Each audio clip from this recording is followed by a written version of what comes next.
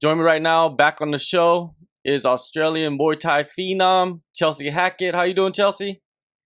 Hey, I'm good. How are you? Good, doing good. After, a long delay, you finally make your pro debut at Eternal Yeah. 45. It ends in a majority draw. Take me through that Yeah. fight and how you scored it. So that fight was like I enjoyed it so much, probably more than what I expected to. For me, yes, it was my pro MMA debut coming from Muay Thai, and I do always, expect a lot of myself going into a fight. But I was like, I don't think I expected to enjoy it as much as I did. Um, so I really I had a great fight. I had so much fun in there. It really sucks that it ended up being a draw because, let's face it, no one wants a draw on their record. Like, I had four in my Muay Thai career, and draws just suck. I'd rather win or lose. Um, I I thought I won that fight, as did a lot of people. But at the same time, I know that I made a mistake by grabbing the cage early on in the fight. I fully accept that. That's just inexperience of being in a cage. And I've learned from that. But put that aside. I won that fight. Mel knows I won that fight. Everyone in that crowd knows I won that fight. So that's how I'm taking it. That's how I'm looking at it. And it sucks that it's a draw on my record, but yeah, I just got to move on and accept it. Because at the end of the day, I'm happy with my performance. Eternal, they never talked about maybe putting that fight back together, getting a rematch in because yeah, it does suck to end in a draw. Yeah, I agree with you. You rather win or yeah, you lose. You're sitting in the yeah, middle somewhere. exactly. It's not a really nice feeling. Yeah, a draw is kind of like you're both the same fighter and you're both, on the same level. And it was obvious that we weren't. So it was definitely frustrating. Did you talk to them about putting it back together, that fight or rematch? We were talking about it at the end, but my team were kind of let's just put it in the past. It is what it is.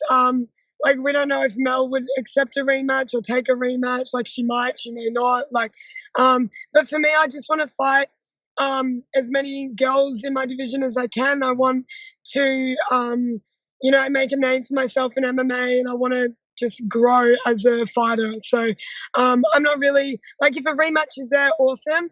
But I'm not looking for it because I've had so many rematches in my Muay Thai career. And I've lost the first fight and I've come out and won the second, and that's all I wanted, and it's over. But this fight, I know in myself I won it. I know I beat my opponent. So I'm not really fussed on a rematch. Getting that experience in the cage, what kind of adjustments have you made, heading into this next fight at Eternal 46? Definitely not grabbing onto the cage is the first adjustment. So yeah, training myself to actually, get up without grabbing the cage. But no, I've just been working on my all-round game. My just because my striking is my strength, that's not something that I stop working on. I'm always going to try and improve in my striking.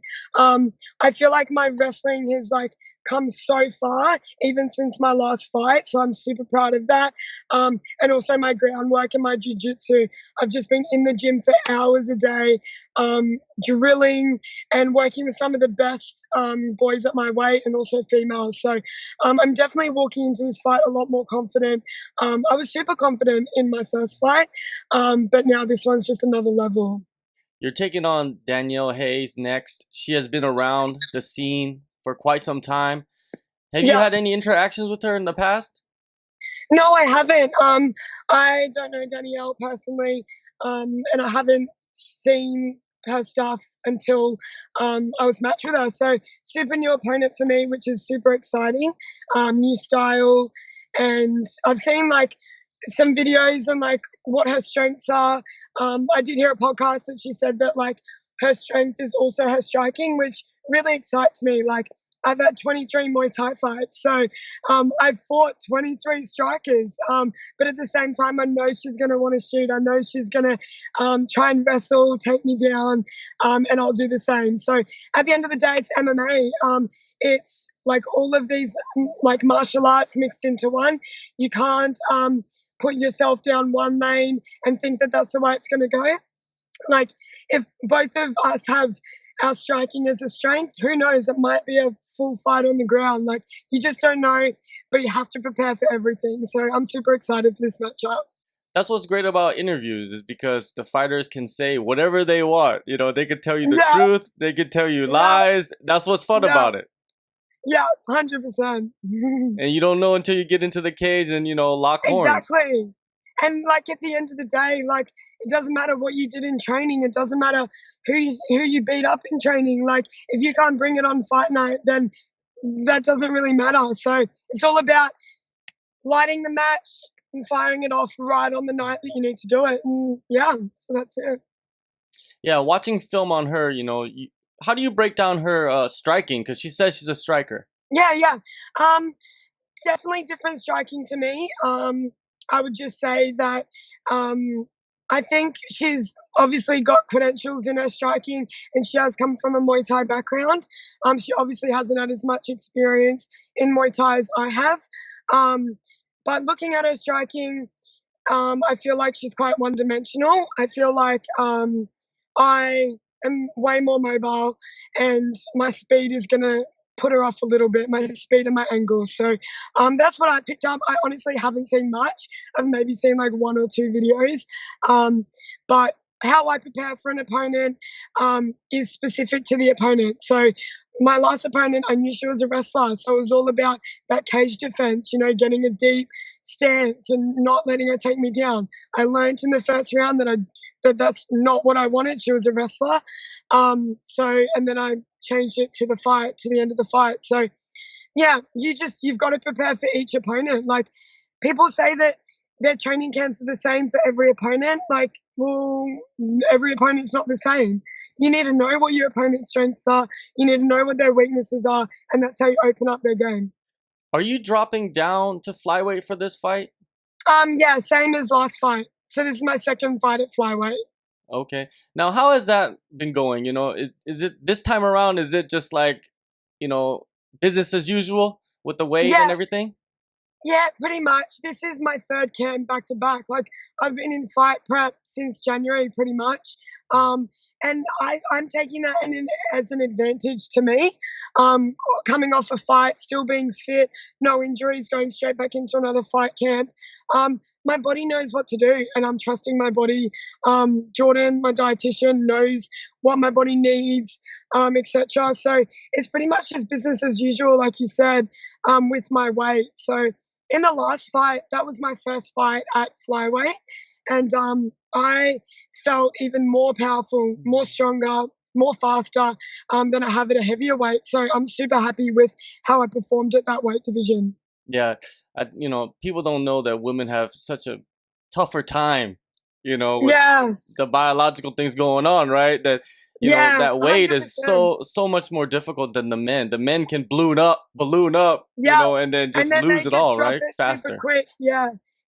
I think the key thing for females is you can't let it get out of control. Like we just can't. You can't see a guy, like a male fighter, and think, oh yeah, I'll eat like burgers and pancakes and whatever I want after a fight. Like do it for a week, and then you're gonna have to get straight back on the train because our bodies don't work like theirs, unfortunately. But at the same time, you're building a machine. Like your body is your machine, so it just doesn't make sense for me. Like why you're ballooning out and then yo-yoing and messing up your hormones. Like you need to train all year round. We're athletes. This is what we do. I know cutting weight sucks and it's tough, but to have a machine and a really healthy body is like so important and almost like more important than a fight at the end of the day. Like you can't mess up your body.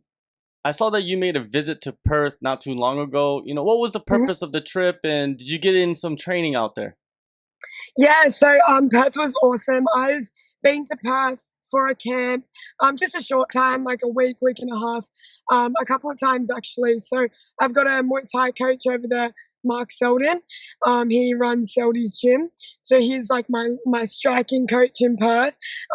He's just such an awesome guy, a legend. He's a family friend of ours, and he helps me a lot with he's helped me along the path with Muay Thai, and I just want to carry on that relationship through my MMA career as well with him. While I was over there, I also worked out of the MMA clinic, which was amazing. Ben, who runs it, who is also the co-owner of Eternal, super, like a legend, super nice guy. And also we had Mark Fiore, who came out from the States, who did heaps of seminars. He did some closed group training for us MMA fighters, lots of wrestling work. So Perth ended up being like such an awesome trip. I'm so glad I went. It's definitely like a hit and miss when you travel for a camp. Like you're kind of nervous that you're getting out of a routine, and you're not sure, like, is it going to be worth it, or am I just, like, should I just stay home? But hands down, like, I learned so much in a week from different coaches. I was working with different fighters.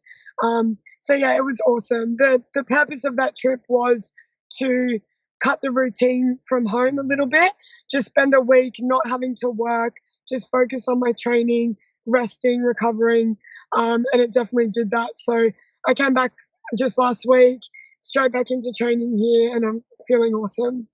I know that one of your favorite fighters, maybe your favorite fighter is Valentina Shevchenko. And did you watch? Of course, you watched the last fight. What did you think of that finish? I think that was probably one of the craziest women's head kick knockouts of all time, right? Crazy, and then you've got it followed up by Nunes's KO knockout to Hyon. So there's something in the air with the head kicks, we'll see. But no, Valentina, I just respect her so much. She has all the credentials in Muay Thai, and I think that's why, like, she's hands down my favorite fighter in the UFC at the moment, is because of her style. I don't think anyone can replicate it. I think people are going to have a really hard time trying to beat her. I just don't think anyone's going to beat her. She's definitely the queen of MMA at the moment. She's just so fast, so explosive. You can't hit her. So she's so awesome to watch. And funny story, when I competed at the World Games in Muay Thai in 2015, I was in the 60 kilo division, and she was in the 60 kilo division, but I was a junior at the time and she was a senior. So I was literally, because I was a fan of her back then in Muay Thai before she even got into MMA. Valentina was in the senior division and I was in the junior division. So I was literally like counting my lucky stars that I wasn't matched with her, because she was just like smashing the Muay Thai scene, especially at the World Games. She pretty much won every IFMA World Championship there was. So I've had respect for her for so long, and now she's just killing the UFC. Well, you're taking a very, very familiar or similar path as her, right? Mm-hmm. And it's going to be crazy to see you eventually get to that point and get signed by the UFC and look on this interview and say, this is where she was at. Now you could be possibly facing her in MMA. 100%. That's what it's all about, right? Yeah, 100%. And you know what? The day that they say, okay, it's Chelsea Hackett versus Valentina, like, of course I'll take it. Like, that fight to me would be a dream fight. I think, both Muay Thai backgrounds, just like when she fought Joanna Jędrzejczyk, similar thing, like they're both stand-up striking fighters. So it's just an exciting matchup all around. All right, one last thing. The biggest fight in Australian combat sports history probably is coming up soon. Israel Adesanya versus Robert Whittaker. I wanted to get your thoughts on this fight and who you feel has the advantages.